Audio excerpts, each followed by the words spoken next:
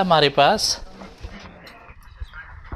Assessment 2 question paper, कोई 40 marks का test था और हमारे पास क्वेश्चन नंबर 1 है। मिस ये शेयर कर लो, कुछ नहीं कहेगी, चले जाओ उनके पास।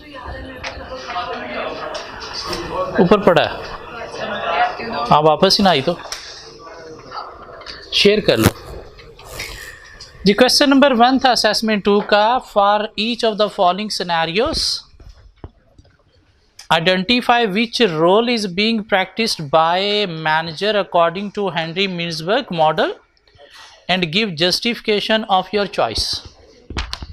Henry Mintzberg के अकॉर्डिंगली कोई 10 रोल थे।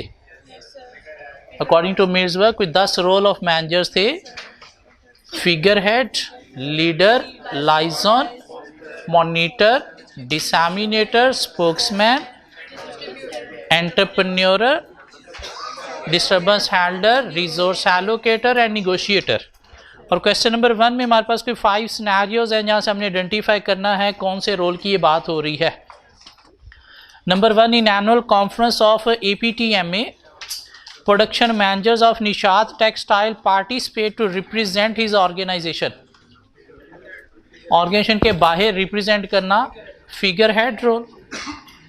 Sales manager of Taki Limited is sensing a competitive market. Sale manager of Taki Limited is sensing competitive market. He is trying to find out the different prices of products being offered by other competitors in the market so that he can recommend a pricing strategy to his top management. Monitor industry market को analyze करना। And Mr. Aladdin is working in a renowned NGO and his job is to build contacts with different businessmen so that he can encourage them to donate generously for social cause. The renowned NGO and his job is to build contacts relation manage करना, liaison. And marketing manager in Akib Steel Mill is finalizing a deal with the customer, negotiator. Production manager in company Carrefour develops a close relationship with his workers, guiding, motivating them. So leader. So number 1 figurehead, number 2 monitor, number 3 liaison, number 4 negotiator और number 5 leader। और question number 2 for 5 marks। You are hired as a marketing manager in Zaid and Company to market their newly launched products. Earlier, the company has been facing challenges in marketing this product. You have recently taken a management course from a leading institute and you believe that effective management of a task depends on a precise process. What stages of management you would implement to make your product a success? What stages of management you would implement to make your product a success? Briefly explain. तो task of management आप क्या करोगे? Work को plan करोगे, organise करोगे, coordinate करोगे, communicate करोगे, command करोगे और उसके बाद लास्टली क्या करोगे? उसे कंट्रोल करोगे। नेटवर्क एनालिसिस आप कोई प्रोजेक्ट को मैनेज करने नहीं जा रहे। उसने ये नहीं कहा कि आप किसी प्रोजेक्ट को मैनेज करने जा रहे हो तो प्रोजेक्ट को कैसे मैनेज करना है। उसने क्या कहा? What stages of management you would implement to make your product a success. Management by objective क्या था? गोल सेटिंग या ऑब्जेक्टिव सेटिंग की स्टेजेस, मैनेजमेंट की स्टेजेस नहीं थी। एमबीओ क्या था? गोल सेटिंग या ऑब्जेक्टिव सेटिंग के ऑब्जेक्टिव कैसे सेट करना है। तो एमबीओ वो क्या थी? ऑब्जेक्टिव या गोल सेटिंग। यहाँ पे उसने क्या पूछा है? मैनेजमेंट कैसे करनी है आपने। मैनेजमेंट में चैप्टर 1 है आपके पास। मीन टास्क ऑफ मैनेजमेंट क्या फॉलो करने हैं आपको। वो लीडरशिप थे कि लीडरशिप की क्या आपको जो है वो स्किल्स होनी चाहिए। वो भी यहाँ पे what stages of management you would implement.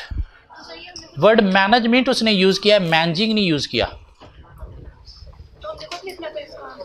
नहीं, हमारे पास चैप्टर 1 में के फर्स्ट पेज पे दिए गए हैं 5 टास्क ऑफ मैनेजमेंट। अडेयर क्या कहता है कि लीडर के अंदर क्या स्किल्स होनी चाहिए, टास्क को मैनेज कैसे करना है, इंडिविजुअल को मैनेज कैसे करना है, टीम को कैसे मैनेज करना है। हाँ, अगर आप टास्क मैनेज वाली बातें कर दो तो ऑलमोस्ट उसके अंदर प्लानिंग भी है, उसके अंदर ऑर्गेनाइजिंग भी है रिसोर्सेज, उसके अंदर कंट्रोलिंग भी है, मॉनिटरिंग भी है, कम्युनिकेटिंग भी है, तो वो बातें भी की जा सकती हैं। लेकिन मेनली इसका आंसर चैप्टर 1 से मिलेगा। मैनेजमेंट कहाँ पे है, चैप्टर 1 में और कहीं नहीं। पीटर ड्रकर की 5 रिस्पॉन्सिबिलिटीज ऑफ मैनेजमेंट, ऑलमोस्ट वो भी यही बात है। प्लानिंग भी है उसके अंदर, ऑर्गेनाइजिंग भी है उसके अंदर, कम्युनिकेटिंग भी है उसके अंदर, मेजरिंग मीन कंट्रोलिंग भी है उसके अंदर, वो बातें भी की जा सकती है। लेकिन मेन आंसर क्या बनेगा, 5 टास्क ऑफ मैनेजमेंट, जो हमने वेरी फर्स्ट लेक्चर में कवर किया था कि ऑब्जेक्टिव मीट करने के लिए हमने पहले प्लानिंग करनी है, फिर ऑर्गेनाइजिंग करनी है, फिर कोऑर्डिनेटिंग करनी है, कम्युनिकेटिंग करनी है और फिर कंट्रोलिंग करनी है। Question number 3, what is perceptual selectivity? List 4 external stimuli to which individuals tend to pay greater attention. Question number 4, for each of the following situation identify the qualities that best suit to a democratic, laissez-faire and an autocratic leader. अब authoritarian और autocratic almost एक ही चीज़ है। Mean leader decision impose कर रहा है without any consultation. हाँ, एशरिज ने इसको थोड़ा डिफ्रेंशिएट किया कि अथॉरिटेरियन टेल है, ऑटोक्रेटिक टेल एंड सेल है। लेकिन ऑन जनरल देखा जाए तो अथॉरिटेरियन ऑटोक्रेटिक एक ही लीडर है, कौन, जो डिसीजन इम्पोज कर रहा है। डेमोक्रेटिक कौन है, जो सबऑर्डिनेट्स को इन्वॉल्व कर रहा है डिसीजन मेकिंग में, यही पार्टिसिपेटिव भी है। और लाइसेंस फेयर कौन है, एब्डिकेट, जो डिसीजन मेकिंग अथॉरिटी डेलीगेट कर रहा है। सो आपने आइडेंटिफाई करना है कौन सा लीडर है और उसके बाद उसके 2 एडवांटेज 2 डिसएडवांटेज बताने हैं। और किस में से आइडेंटिफाई करना है, डेमोक्रेटिक, लाइसेंस फेयर और ऑटोक्रेटिक। ऑटोक्रेटिक मीन अथॉरिटेटिव भी, इम्पोज करने वाला। Hasan always encourage his team member and get personally involve in their task to make them successful. Democratic है, क्यों, ऊपर जो उसने 3 स्टाइल लिखे हैं आपने उन्हीं स्टाइल में से बताना है, अपना कोई स्टाइल नहीं बताना। ऊपर जो 3 वर्ड हैं स्टाइल के, उन्हीं में से ही बताना है। तो क्या बताओगे, ये क्या है, डेमोक्रेटिक स्टाइल ऑफ लीडरशिप है। और उसके बाद 2 एडवांटेज 2 डिसएडवांटेज बताए जा सकते हैं। कहाँ से, एशरिज से। कंसल्ट के एडवांटेज 4 थे, कोई 2 बताने हैं और 2 डिसएडवांटेज भी थे। And Hashi direct his subordinates and closely monitor them while they perform. Autocratic है। और यहाँ से टेल के एडवांटेज डिसएडवांटेज एशरी से लिए जा सकते हैं। कोई 2 एडवांटेज थे और कोई 4 डिसएडवांटेज थे, तो आपको 2 एडवांटेज 2 डिसएडवांटेज बताने हैं। Kamran calls a meeting in his office, business discusses the problem with subordinates, allow them to think over the possible solution and then intervenes to improve the solution. Democratic और advantage already ऊपर बता दिए, तो दोबारा repeat करने की ज़रूरत नहीं है। क्या लिख देना है, advantage disadvantage as per part 1 above. दोबारा रिपीट करने की ज़रूरत नहीं, आपने 1 का स्टाइल सेपरेट बताना है और उसके एडवांटेज डिसएडवांटेज, 2 का सेपरेट बताना है, 3 का सेपरेट बताना है। यूँ भी लिखा जा सकता है कि 1 और 3 डेमोक्रेटिक है और उसके बाद एडवांटेज बता दो, ये भी ठीक है। लेकिन ज़्यादा बेस्ट अप्रोच क्या है, चारों को बारी बारी सेपरेट डील करो। और 3 में जब आपने डेमोक्रेटिक बता दिया है तो नीचे एक लाइन दे देनी है, एडवांटेज डिसएडवांटेज एज पर 1 अबव, क्यों, ऊपर हमने लिख दिए हैं। और नंबर 4 क्या है, मुबीन just explain basic guidelines and workers then sit in his office and get least involve with the subordinates. Laissez faire है तो इसके एडवांटेज ज्वाइन हमें मिल जाएंगे एशरी से। Question number 5, Tannenbaum and Schmidt identified 7 levels of delegation freedom on their continuum. From the following statements, identify which level of continuum being referred to. कुछ 7 हमारे पास levels थे। tell and sell, tell and talk, consult, involve, delegate, abdicate. So number one, the manager presents the problem to the team and suggests some option. Science-dano. So the manager presents the problem to the team and suggests some options. Present the problem to the team and suggest some option.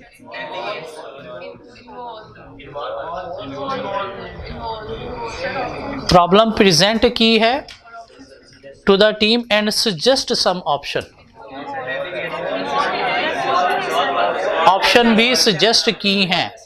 Delegate में options subordinates decide करेंगे. यहाँ पे वो जब option लेके आया है साथ कि ये ऑप्शंस भी हैं, तो ये क्या है, involve. The managers take the decision and then invite question. Tell and talk. The manager explain the situation to the team and ask the team to decide.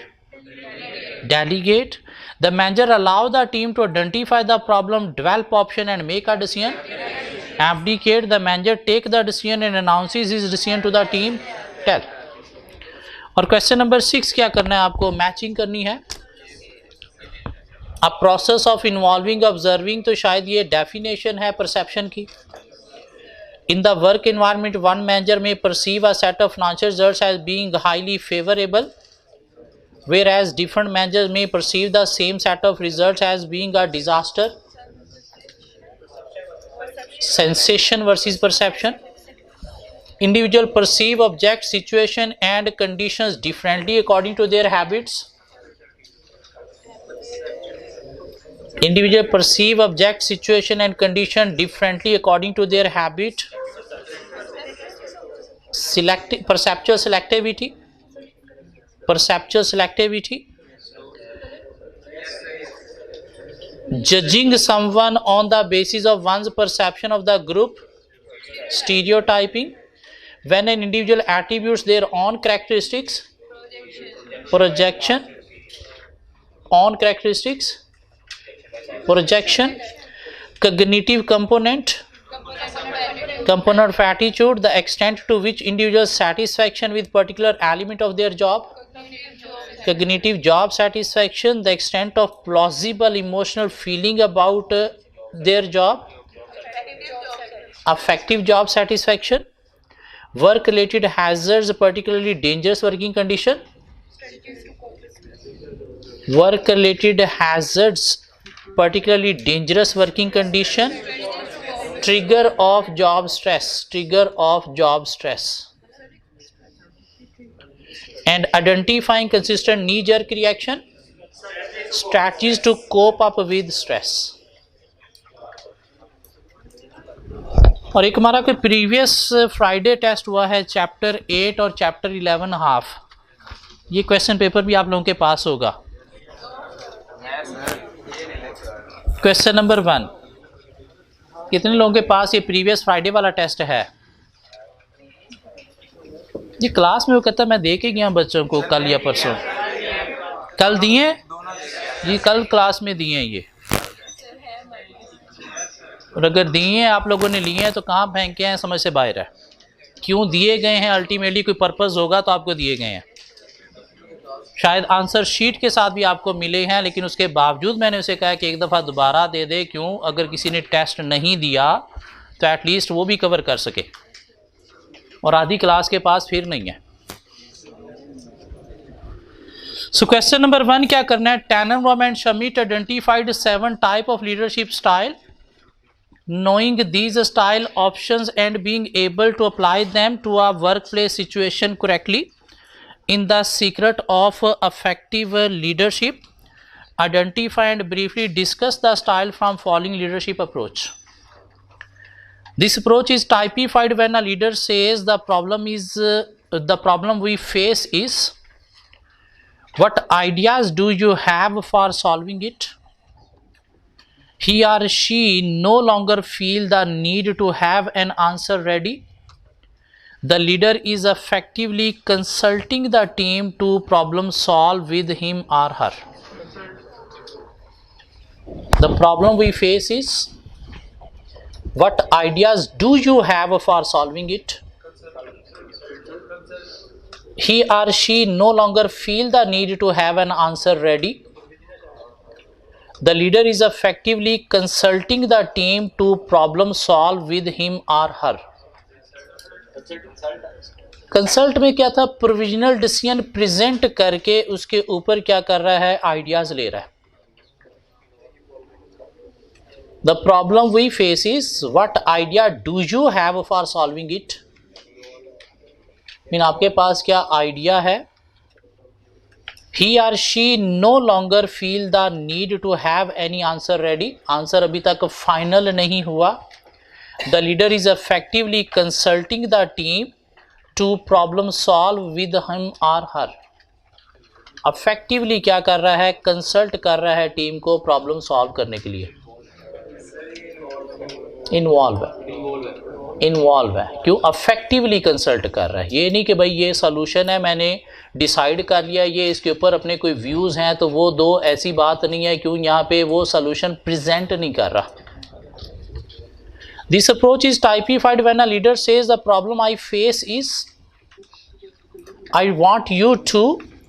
This is the autocratic style of leadership. While unfashionable today, it is often needed when team are new, inexperienced or weak. Tell style है, impose कर रहा है, कोई reason, कोई outcome, benefit explain नहीं कर रहा. This approach is typified when a leader says what is the problem we face, how can we solve it, any ideas. The leader no longer owns the problem and solution alone. By asking the team to consider the problem as well as the solution, he or she is nudging them into outright ownership themselves. What is the problem we face? How can we solve it? Means सब कुछ subordinates ने ही identify करना है. Problem भी ये नहीं कह रहा कि ये प्रॉब्लम है जो हमें फेस करना पड़ रही है. क्या पूछ रहा है कि क्या प्रॉब्लम है, उसके क्या सोल्यूशन है. तो ये क्या है, एब्डिकेट. नंबर 5 कि number 4. This approach is typified when a leader says sort out any problem that crop up. I am here if you need me but only if you really need me. Here the language of the leader is coded. What he or she is really saying to the team is that they have full responsibility for identifying, analyzing and solving the problem, but accountability still rests with the leader. ये abdicate है. ऊपर वाला फिर क्या बनेगा, क्या problem leader ने explain किया ऊपर. Number 3, this approach is typified when a leader says what is the problem we face. Leader says what is the problem we face. तो प्रॉब्लम एक्सप्लेन कर रहा है वो कि क्या प्रॉब्लम है जो हम फेस कर रहे हैं. लीडर सेज का मतलब क्या है कि लीडर बता रहा है what is the problem we face. How can we solve it, हम इसे कैसे रिजॉल्व कर सकते हैं. दिस का मतलब क्या हुआ कि लीडर प्रॉब्लम बता रहा है लेकिन सबऑर्डिनेट से पूछ रहा है कि हम इसे कैसे रिजॉल्व कर सकते हैं. क्या ख्याल है. मीन लीडर प्रॉब्लम में इन्वॉल्व है. तो प्रॉब्लम में इन्वॉल्व कहाँ पे है, डेलीगेट में, जहाँ पे लीडर किसी चीज़ में इन्वॉल्व नहीं है. प्रॉब्लम भी सबऑर्डिनेट से आइडेंटिफाई करनी है, सोल्यूशन भी उन्होंने निकालने हैं. तो वो क्या बनेगा, abdicate. So number 3 delegate, number 4 क्या बना, एब्डिकेट. नंबर 1 में क्या कर रहा है, the problem we face is, ये मसला है. What ideas do you have for solving it, आपके पास क्या आइडिया है. Or he or she no longer feels the need to have an answer ready, उसके पास आंसर अपने पास रेडी नहीं है. The leader is effectively consulting the team, consult कर रहा है, उन्हें डेलीगेट नहीं कर रहा.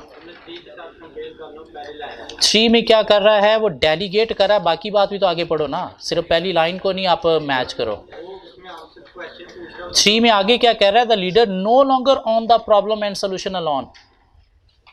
मीन प्रॉब्लम एक्सप्लेन करके बाद उसके बाद ऑन नहीं कर रहा. By asking the team to consider the problem as well as the solution, और she is nudging them into outright ownership themselves.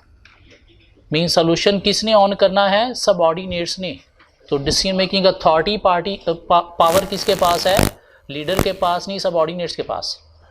जबकि नंबर 1 में लीडर खुद भी इन्वॉल्व है, बीच में कंसल्ट कर रहा है वो। तो वो तो अल्टीमेटली प्रॉब्लम तो दोनों में आप एक्सप्लेन करोगे। प्रॉब्लम तो आप टेल एंड सेल में भी एक्सप्लेन कर रहे हो, टेल एंड टॉक में भी एक्सप्लेन कर रहे हो, कंसल्ट में भी एक्सप्लेन कर रहे हो, इन्वॉल्व में भी एक्सप्लेन कर रहे हो। लेकिन वो पूछ रहा है कि क्या प्रॉब्लम। वन में वो क्या कर रहा है? प्रॉब्लम बता के उसके बाद कंसल्ट कर रहा है सोल्यूशन से रिलेटेड, मीन लीडर सबऑर्डिनेट सब मिलके डिसीजन ले रहे हैं। 3 में वो क्या कर रहा है? प्रॉब्लम बता के डेलीगेट कर रहा है डिसीजन मेकिंग किसको? सबऑर्डिनेट्स को।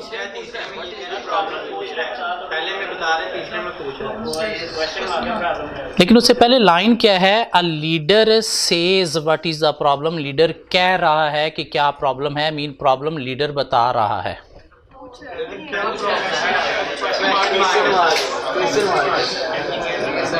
What is the problem we face, how can we solve it.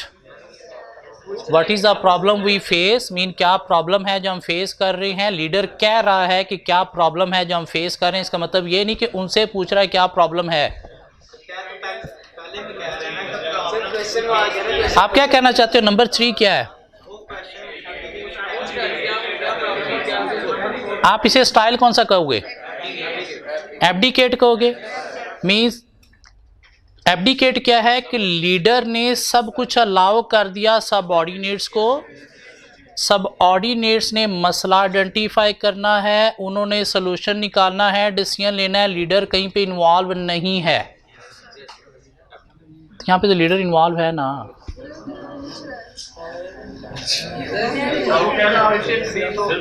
अगर पूछ रहा है, एब्डिकेट का मतलब क्या है? लीडर कुछ नहीं पूछ रहा।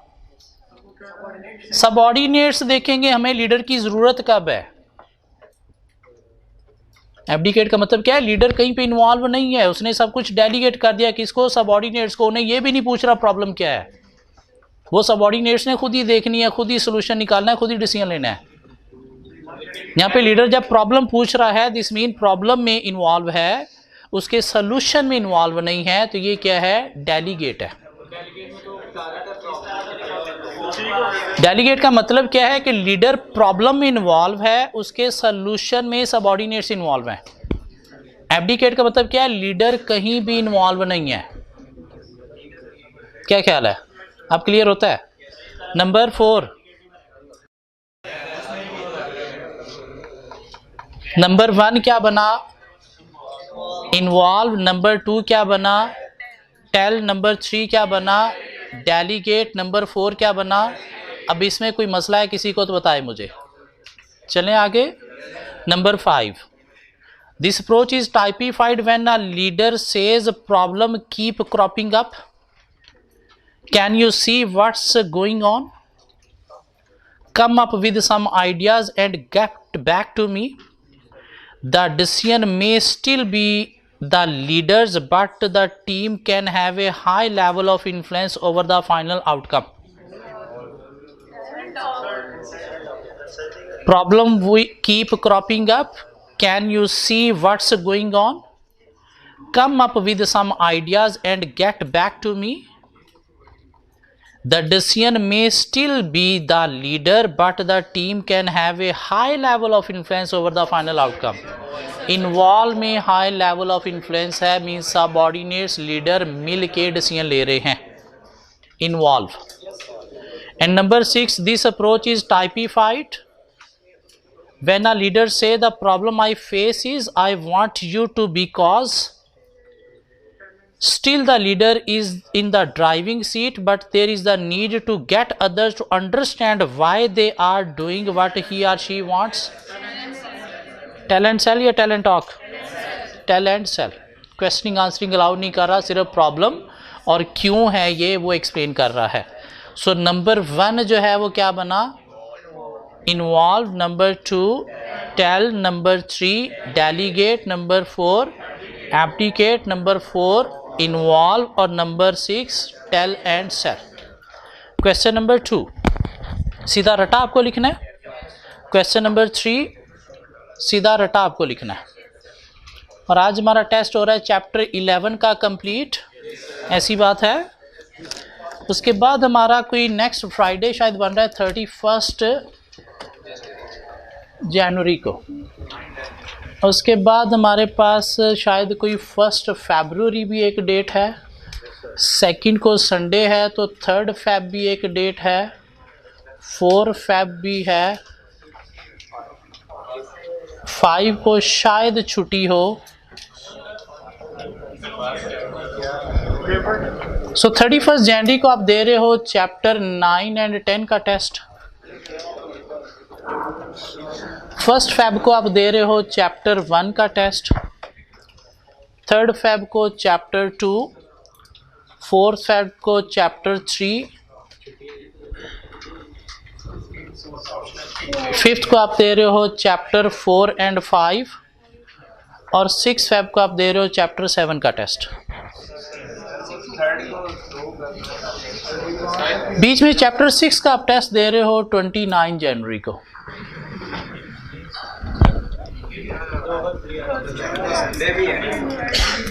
इन 29 जनवरी को क्या बनेगा, वेंसडे को आप चैप्टर 6 का टेस्ट दे दो। छोटा सा चैप्टर है, बड़ा चैप्टर नहीं है, 4 पेजेस हैं। और उसके बाद ये शेड्यूल के अकॉर्डिंगली हम टेस्ट देंगे और 6 फरवरी तक ये टेस्ट देने से पेपर आप लोगों का पास हो सकता है। काफ़ी लोग ऐसे होते हैं जो पेपर के आखिरी दिनों में सुसाइड कर लेते हैं। क्या सुसाइड करते हैं? पेपर के आखिरी 2 हफ्ते टीचर ने बड़ी इंपॉर्टेंट बातें करना होती हैं। पेपर अटैम्प्ट कैसे करना है, इंपॉर्टेंट एरियाज़ कैसे हैं, किस क्वेश्चन को कैसे टैकल करना है। जो स्टूडेंट समझते हैं कि हम बहुत बड़ी तोप चीज़ हैं, हमें इन चीज़ों की ज़रूरत नहीं है, और क्लासेस अटेंड ना करने की सूरत में अपना पेपर फेल कर लेते हैं, कोई एक अच्छी अप्रोच डेवलप करके नहीं जाते। काफ़ी सारे स्टूडेंट ऐसे होते हैं एंड पे अगर इस तरह के कोई मॉक या टेस्ट हो रहे हैं तो बेसिकली आपकी प्रिपरेशन इनको टारगेट करने से ही होनी थी।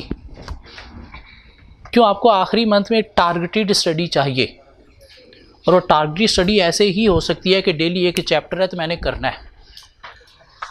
वो अगर टारगेटेड स्टडी होगी तो आखिरी मंथ में सिलेबस सारा रिवाइज होगा, फिर जाके पेपर पास होगा।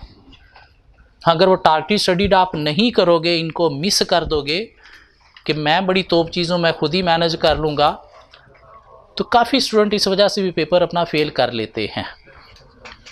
सो कोशिश करें, अगर आप 6 फरवरी तक ये टेस्ट दे देते हो तो 6 फरवरी तक BM BS आपका प्रिपेयर हो जाएगा। उसके बाद बाकी जो 24 दिन है 2 सब्जेक्ट ईजीली मैनेज हो जाएंगे। BM BS फिर भी छोड़ना नहीं है, डेली आधे घंटे से 1 घंटा सिर्फ BM को दिया करना है, ताकि वो चीज़ें जो है दिमाग के अंदर चलती रहें। क्या करना है, उस आधे 1 घंटे में सिर्फ एक चैप्टर को यूँ गो थ्रू करना है। अगर ये टेस्ट दिए हुए हैं तो वो डेली आधा घंटा एक चैप्टर गो थ्रू करने से वो ऑटोमेटिकली रिवाइज भी होता रहेगा और चीज़ें आपकी फ्रेश भी रहेंगी। सो कोशिश करो, अगर ये टेस्ट दे दो 6 फरवरी तक तो BM BS पेपर पास हो सकता है। अदरवाइज़ आप लोग खुद समझदार हो, आप लोगों ने क्या करना है करके देख लो, अगली दफ़ा फिर कोशिश करना ये कर लेना।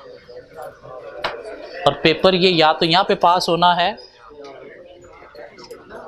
या फिर बातें कहाँ पे जानी है। चैप्टर 9 हमने स्टार्ट किया। चैप्टर 9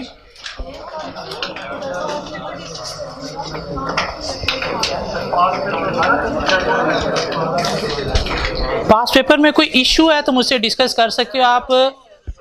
मेरा नहीं ख्याल पास पेपर में कोई चीज़ डिस्कस करने वाली है। चैप्टर 11 के पास पेपर में अगर कोई इशू है तो मुझे बताएं कि इस पास पेपर में हम वो डिस्कस कर लेते हैं। सॉरी, ऑटम 19 का क्वेश्चन देखें प्लीज।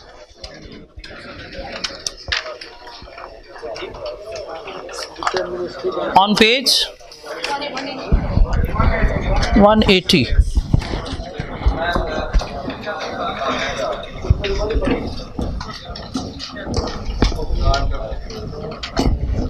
ऑन पेज 180 देखें please.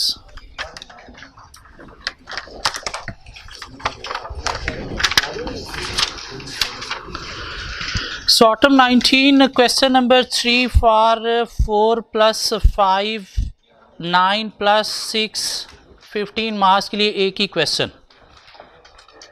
An integrated IT system describe the scenario where all modules of the system are linked and function together as a system in a coordinated manner across various levels in an organization.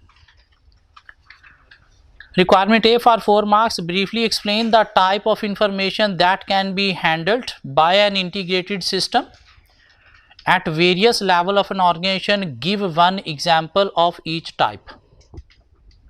A confusing question. Briefly explain the type of information that can be handled by an integrated system at various level of an organization. तो various level पे जो information है वो क्या है, strategic है, tactical है या फिर operational है. और साथ एग्जाम्पल भी देनी है. तो स्ट्रेटजिक लेवल पे क्या होती हैं, लॉन्ग टर्म डिसीजन मेकिंग होती हैं, 3 to 5 year or more plan होते हैं. उसकी एग्जाम्पल क्या हो सकती हैं, बिजनेस एक्सपेंशन डिसीजन है, बिजनेस इन्वेस्टमेंट डिसीजन है या फिर इनोवेशन इन बिजनेस के डिसीजन है. टेक्टिकल लेवल पे क्या होती हैं, शॉर्ट टर्म डिसीजन मेकिंग होती हैं, ईयरली बजट प्रिपेयर किए जाते हैं, डिसीजन अबाउट प्रोडक्ट प्राइसिंग होते हैं, डिसीजन अबाउट स्विचिंग सप्लायर होते हैं या फिर decision about make our by product होते हैं कि प्रोडक्ट खुद बनानी चाहिए या कहीं से बाय कर लेनी चाहिए. और ऑपरेशन लेवल पे डे टू डे प्लानिंग होती है, यहाँ पे डेली रिपोर्ट्स प्रोड्यूस की जाती हैं, लाइक प्रोडक्शन रिपोर्ट है, सेल रिपोर्ट है, कैश रिपोर्ट है और ट्रांजैक्शन की रिकॉर्डिंग की जाती है, like sale, purchase, wages, cash etcetera. 4 नंबर के लिए आंसर दिया जा सकता है. ये एक औखा क्वेश्चन था पेपर के अंदर बैठे हुए, क्यों क्लियर नहीं हो रहा था कि लिखना क्या है, क्यों बात इंटीग्रेटेड आईटी सिस्टम की हो रही थी. लेकिन उसने क्या कह दिया, इंफॉर्मेशन डिफरेंट लेवल पे जब बात आई तो फिर पता चला ये 3 टाइप्स ऑफ इंफॉर्मेशन सिस्टम की बात हो रही है. Part B, discuss how the information is generally used by the management in an organisation. Discuss how the information is generally used by the management in an organization. तो 5 role of information system जो थे, planning, decision making, controlling, performance measurement and recording transaction. ये भी paper के अंदर बैठे हुए identify करना पेपर प्रेशर में थोड़ा औखा काम है. मैं लिखना रटा होता है, लेकिन कौन सा रटा लिखना है ये आइडेंटिफाई करना थोड़ा औखा काम है. और आइडेंटिफाई कब होगा, जब आपने क्वेश्चंस की प्रैक्टिस की हुई है.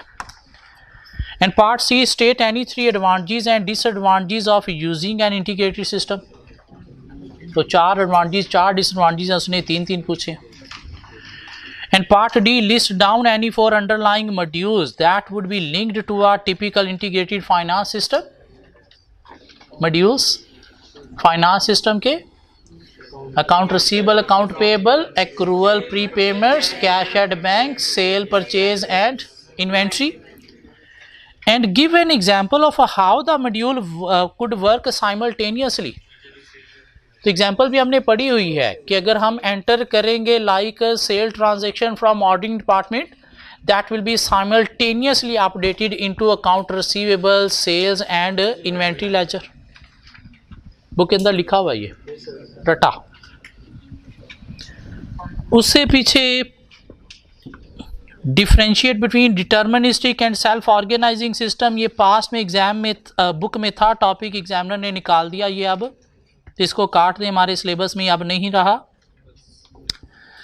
4 main components of personnel system के नाम देने हैं, recruitment, redundancy, maintaining personnel records, reporting on personal records. Also list any 6 types of information that can be obtained from a personal system.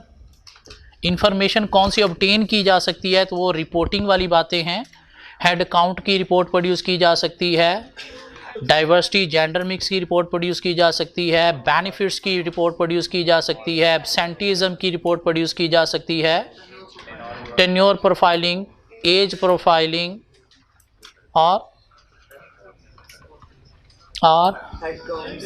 Head count, gender mix, tenure, age, benefit, absenteeism.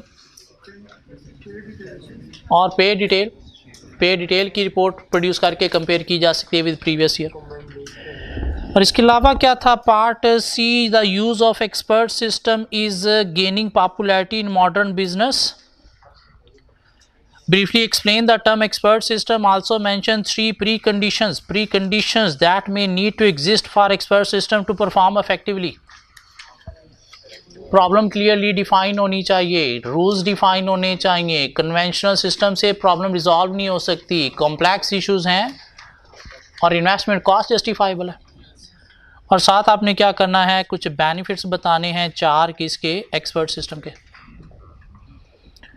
और उससे पीछे always रट्टा test हुआ है, कभी कोई चीज़ scenario base इस chapter से टेस्ट नहीं हुई।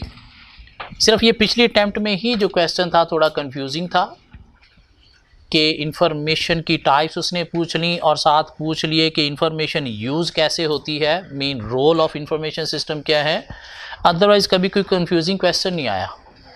अगर किसी ने जाके कवर किए हैं पास पेपर तो मुझसे कोई क्वेश्चन पूछ सकता है, अगर नहीं कवर किए तो आज जाके कवर करो, आपको पता चल जाएगा कि कोई चीज़ ऐसी नहीं है जो स्ट्रेट फॉरवर्ड ना हो।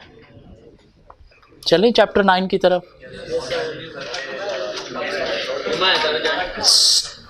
प्रैक्टिस क्वेश्चन में question number 1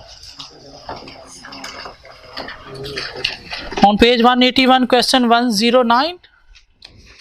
An integrated system links together the different elements of an accounting package such as a sale, purchase and stock. Explain 4 potential benefits of integrated system. Identify and briefly explain 5 key output from a computerized sale ledger system. एक cell laser system से क्या 5 outputs obtain की जा सकती हैं। एक cell laser से क्या 5 आउटपुट प्रोड्यूस की जा सकती हैं। सेल का लेजर है जिसमें सेल रिकॉर्ड होती है, तो वहाँ से आउटपुट कैश की प्रोड्यूस की जा सकती है। लाइक कैश ट्रांजैक्शन कितनी है, वहाँ से हम क्या कर सकते हैं, रिसीवेबल्स की इंफॉर्मेशन ऑब्टेन कर सकते हैं। वहाँ से हम इन्वेंट्री का जो आउट डिटेल है उसकी हम इंफॉर्मेशन ऑब्टेन कर सकते हैं। वहाँ से हम शेयर रिटर्न जो हुई हैं ड्यूरिंग द ईयर उसकी इंफॉर्मेशन भी ऑब्टेन की जा सकती हैं। क्या ख्याल है, शेयर रिटर्न। इसके अलावा हम क्या कर सकते हैं, वहाँ से डिस्काउंट्स की इंफॉर्मेशन भी ऑब्टेन कर सकते हैं, ट्रेड डिस्काउंट। क्या ख्याल है, तो किसकी इंफॉर्मेशन ऑब्टेन कर सकते हैं, कैश ट्रांजैक्शंस की, रिसीवेबल्स की, इन्वेंट्री के आउट की डिटेल, शेयर रिटर्न की डिटेल और साथ डिस्काउंट की डिटेल। मीन कॉमन सेंस है, बुक में कहीं पे ये क्वेश्चन नहीं है, लेकिन कॉमन सेंस है जो एग्जामिनर आपकी चेक करना चाह रहे हैं पेपर के अंदर कि आपका अपनी नर्व्स के ऊपर कंट्रोल कितना है। इसके अलावा और कोई क्वेश्चन। इंटीग्रेटेड आईटी सिस्टम क्या है, एक ऐसा सॉफ्टवेयर है जो कंपनी के अंदर जितने भी डिफरेंट डिपार्टमेंट के सिस्टम चल रहे हैं इनको आपस में कंबाइन करता है। मीन हर तरह के सिस्टम के साथ लिंक है ये। तो अल्टीमेटली वो जो इंफॉर्मेशन सिस्टम है जो टॉप मैनेजमेंट, मिडल या लोअर यूज़ कर रहे हैं वो सारे इकट्ठे किसने किए हैं, इंटीग्रेटेड आईटी सिस्टम में। तो इसके थ्रू डिफरेंट लेवल्स पे क्या क्या इंफॉर्मेशन होती है, ऑब्टेन की जाती है, वो सारी हैंडल करता है ये। और जो इन्फॉर्मेशन मिली है उसके बाद उसको क्या करना है, वो 5 रोल या यूजेस हैं। सो मैं उम्मीद करता हूँ आज हम सब लोग चैप्टर 11 का टेस्ट दे रहे हैं। कोई 15 मार्क्स का चैप्टर पेपर है यहाँ से, और ये हमारा शेड्यूल, प्लीज़ इसे नोट डाउन कर लें। अगर 5 फरवरी को छुट्टी हुई तो ये टेस्ट चला जाएगा कहाँ पे, 7 फरवरी को। घर जाना है तो घर बैठ जाओ बेटा, सीए नहीं होगा। हाँ, ये टेस्ट दे लो तो आपकी बीएम यहाँ तक प्रिपेयर हो जाएगी। अगर ये टेस्ट नहीं देने तो फिर बीएम खुद ही प्रिपेयर कर लेना, कब होगी, शायद पेपर वाली रात होगी। और पूरा फरवरी का महीना ये दिमाग के ऊपर बोझ रहेगा कि बीएम भी रहता है, बीएम भी रहता है। मतलब मैं तो आप लोगों को एक गाइड कर सकता हूं कि कैसे आप इजीली पेपर पास कर सकते हो, बाकी अगर आप इजीली पास नहीं करना चाहते, 5 को छुट्टी हुई तो कॉलेज में कोई नहीं होगा, टेस्ट कैसे होगा?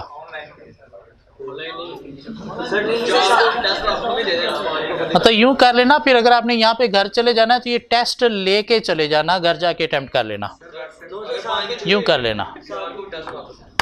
लेकिन कोशिश करें ये टेस्ट अगर आप लोग दे दें तो आप लोगों का फ़ायदा है,